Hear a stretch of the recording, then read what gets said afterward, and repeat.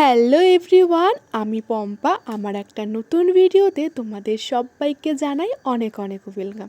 বেশ কিছুদিন ধরে তোমাদের সাথে আমি কোনো রকম ভিডিও শেয়ার করতে পারিনি, তার জন্য অনেকটা দুঃখিত। তবে এখন থেকে চেষ্টা করব আবারও তোমাদের সাথে সুন্দর সুন্দর ভিডিও শেয়ার করার।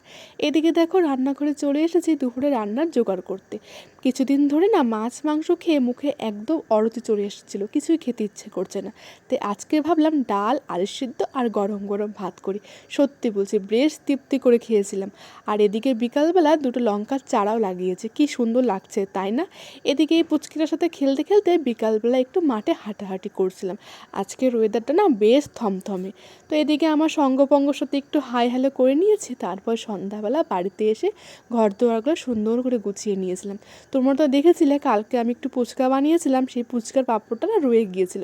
তা আমি ভাবছি আজকে চায়ের সাথে খাবো। কেমন লাগলো আজকে